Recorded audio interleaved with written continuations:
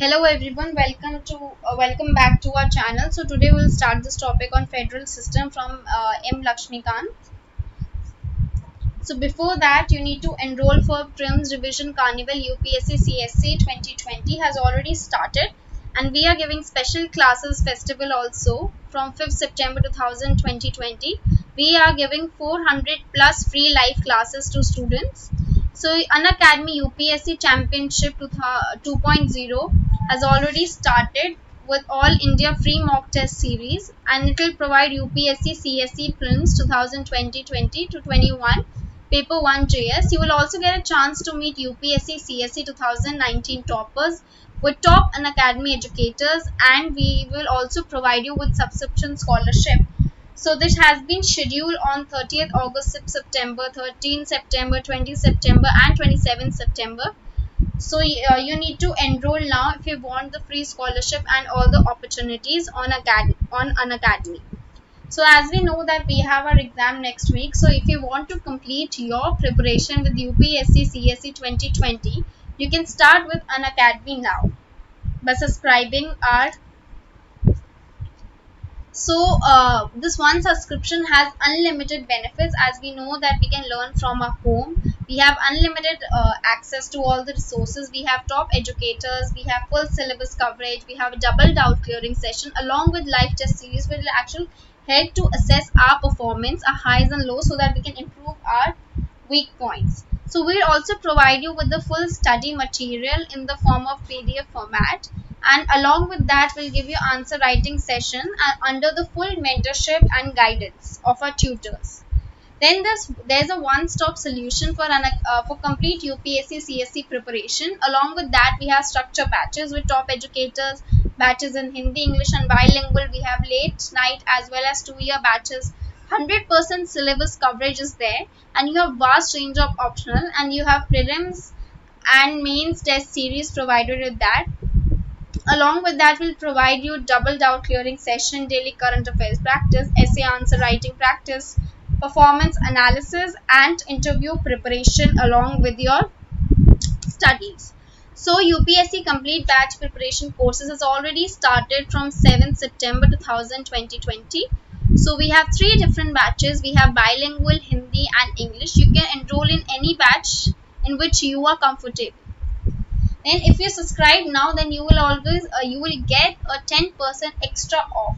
You just need to apply this code, that is SIMPLEYT. So you will be provided with daily current affair test series that is completely free for every student, and it will be there for daily 7:30 p.m. 20 question 20 minutes, and it will be for 40 marks, and along with that we'll give you test analysis also. So you can see these results. So you will get your analysis like this on your phone or laptop. Then if you really like our YouTube videos, then you can join on YouTube, Telegram, Facebook, and whichever social networking site you are active on. So basically in this topic we will cover 6 things, that is introduction, background, comparison, what are the federal features of the constitution, then critical evaluation provided by various scholars, and what are the outcomes of a federal system. So basically political scientists have classified the governments into 2 bases. One is the federal and another is the unitary, and this has been classified on the basis of their nature of relationship with each other. So as we know that unitary government, that all the powers are basically vested in the hands of national government, and the regional government get their power that they derive from the national government. We can take example of Britain, France, China, Italy, Belgium, Norway. Then we have federal government, in which the powers are actually divided both for national government and regional government by the constitution itself, and they operate in their respective jurisdiction independently. For example, US, Russia, Brazil, Argentina and etc. So we can also call national government like federal, central or union government, and we can call regional government as state and provisional. Let's come to the background of federal government. So the term federation has been derived from a Latin word known as fedus, which means treaties and agreement, and which is formed through a treaty agreement. So basically it is formed through a treaty between various units, and these units of federation are also known by the various name, like states in US, cantons in Switzerland, provinces in Canada, and republics in Russia. So federation can be formed into two ways. One is the integration and second is the disintegration. So in the integration, we can talk about the first case. There are a number of military weak or economic backward states that come together to form a big and a strong union. For example, the US. In the second case, the big unitary state is converted into federation by granting autonomy to various provinces to promote the regional interest. Then the US is the first and the oldest federation in the world, and it was formed in 1787, as we all know, after the American Revolution that took place in 1775 to 83, and it comprises of 50 states, originally 13 states, which has been taken from the model of federation. Then we know that the Canadian Federation is comprising of 10 federation, and original it was only of 4 provinces, and it is quite old and formed in 1867.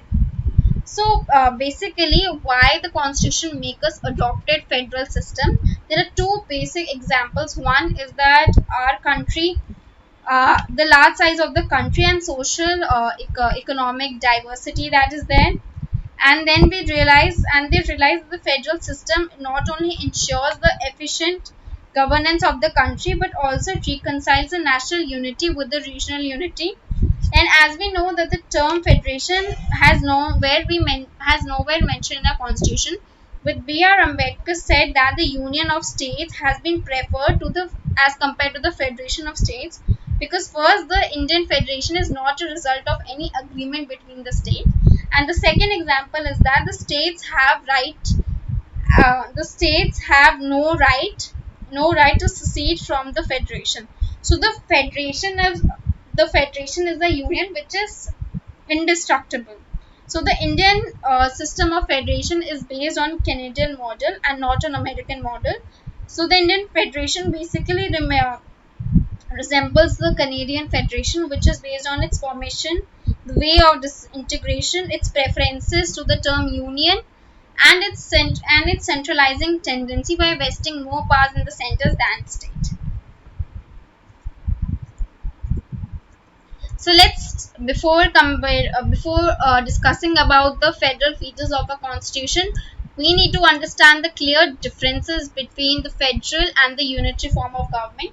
So in the federal, we have dual government, whereas in unitary there is single. Then we have a written constitution, and we may or may not have a written constitution in unitary form of government like written. Then there is proper division of power in federal, and there is no division power in unitary. Then there is supremacy of constitution, which may or may not be present in unitary. Federal government always have an independent judiciary, which may or may not be independent in unitary form of government, whereas the federal have the bicameral legislature, and the unitary may or may not have. So let's talk about the basic federal features of the constitution. So the constitution establishes a dual polity, which consists of the union at the center and the states at its periphery. So basically, each is endowed with the sovereign powers to exercise in the field assigned to them respectively by the constitution. The union government declares the matters of national importance like defense, foreign affairs, and etc. And the state talks about, basically the state looks into the matter of regional and local importance like the public order, agriculture, health, local government, and etc. Then, as we know, the second feature of a constitution is that it is a written constitution, which is not only a written document but also the lengthiest document of the world. It originally consisted of 464 articles that were divided into 25 parts and 12 schedules. And at present, in 2016, we have 465 articles and 12 schedules.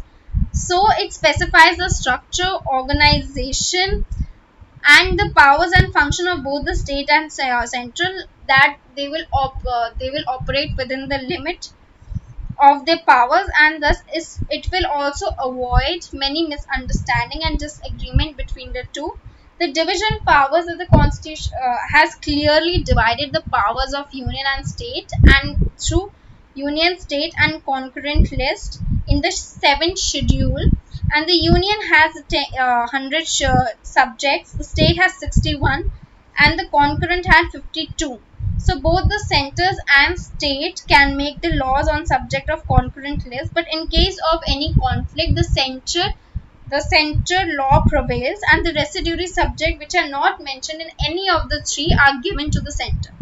So the next feature of a constitution is the supremacy of the constitution. So over here we'll talk about the constitution is supreme, or we can say the highest law of the land, and these laws are enacted by the center and the state that must conform to its provision, otherwise it can be declared as invalid by the Supreme Court or High Courts through their powers of judicial review.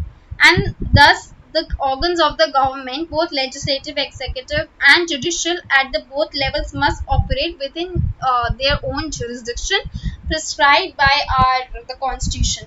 So as we know that a constitution is really it's a rigid, that means it the division of power established by the constitution as well as the supremacy has not only maintained only if the method of amendment is rigid. Hence the constitution is rigid to the extent that those provisions which are concerned with the federal, that means the center state relation of the judicial organ, can be amended only through the joint collective action and approval of the state legislature. Such provisions basically required a special majority of the parliament and approval of half of the legislature. Then we'll talk about the independent judiciary. So constitutionally, the constitution basically establishes an independent judiciary that is headed by the Supreme Court for two main purposes. The first purpose is to protect the supremacy of the constitution by judicial review. The second is to settle the disputes between the center and the states, or between the states. So the constitution contains the various measures like security of tenure, then to judges, fixed service condition and so on, to make judiciary an independent of the government. Then we come on to bicameralism. It consists of two houses, the upper and the lower house. The upper house is known as Rajya Sabha and the lower house is known as the Lok Sabha. So upper house represents our Indian Federation and the lower represents the people of India. So the Rajya Sabha is required to maintain the federal equilibrium by protecting the interest of the states against the undue interference of the center. So now let's start on the critical evaluation. So basically critical evaluation is really important for us to understand what various scholars have had said about our federal system. So it is clear that the Constitution of India has deviated from the traditional federal system from like US, Switzerland and Australia, and incorporated a lot of unitary or non-federal features by tilting the balance in favor of a center. So this promoted the constitutional expert to challenge the federal character of the Indian Constitution. So basically the first scholar we'll talk about is K.C. Vera. In 1951, he described the constitution as quasi-federal because the Indian Union is a unitary state with its subsidiary federal features rather than a federal state with subsidiary unitary feature. According to K.N. Santhanam in 1960, there are two factors that have been responsible for increasing the unity of the constitution. The first one is the dominance of the center in the financial sphere and the dependence of the state, and the second is the emergence of a powerful planning commission which controls the development process in the state. He also observed that the India has practically functioned as a unitary through the union, and the state have tried to function formally and legally as a federation. However, there are other political scientists who don't agree with all these description of various scholars. So, like let's talk about Paul. Let's talk about Paul, who said that Indian system is extremely federal. Morris Jones, who termed this as the bargaining federalism. Then we have Jennings, who also described this federation with a strong central tendency. He also observed that the Indian constitution is mainly a federal with its unique characteristics that needs to enforce by national unity and growth. Then we come on to what Granville Austin said. So Granville Austin talked about Indian federation as being cooperative federalism. He said that though the Constitution of India has created a strong central government, it has not made the state weak and we have not reduced any powers of the state in terms of legal execution of policy. So he described the Indian Federation a new kind of federalism to meet India's peculiar needs. So basically, that talks about that we need to meet our needs of a country. And on the nature of the Union, B.R. Ambedkar said that the constitution is federal and the constitution is much as it establishes dual polity. The union is not a league. The union is not a league, but it is basically united in a loose relationship. Not the states are agency, and both are respected. Those have respective powers in our constitution. So he also observed that yet the constitution avoids the tight mold of federalism. It could not both unitary as well as federal according to the requirements of time and circumstances. So let's talk about the federalism. Basically, let's talk about the let's talk about the Bomai case that happened in 1994. So basically, this case clearly said that the Supreme Court had laid down the constitution is federal and characterized federalism is a basic feature. It also said that the fact that under the scheme of a constitution, the greatest powers is conferred upon the center, while the state does not mean the state are just merely appendages to the center, but the states have an independent existence also. They are not just satellites or agents of center. Within the spheres allotted to them, the states are actually supreme in nature.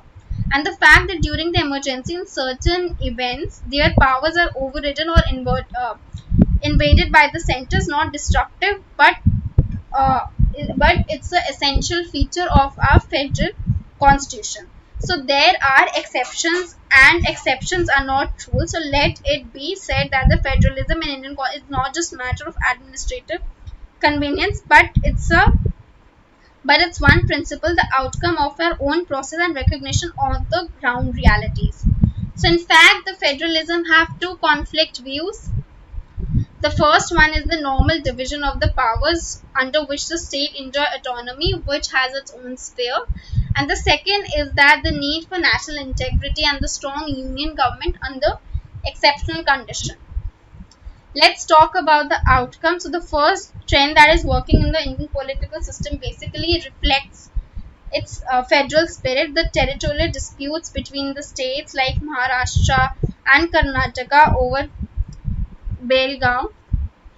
Then we have the disputes between the states over river water sharing like Karnataka and Tamil Nadu over Kaveri. Then we have the emergence of regional parties that is actually coming into power in various states like Andhra Pradesh, Tamil Nadu, and etc. Then we have created various new states to fulfill the regional aspiration like Mizoram, Jharkhand, Telangana, and etc. Then we need to meet the demands of the state for more financial grants for the center to meet the development requirements. Then the assertion of the autonomy of the states for more financial grant for the center, and the Supreme Court's imposition or several procedural limitation on the use of Article 356 of the President's rule in the country by the center. So thank you so much everyone. If you liked our video, then please like and subscribe and do comment. Thank you.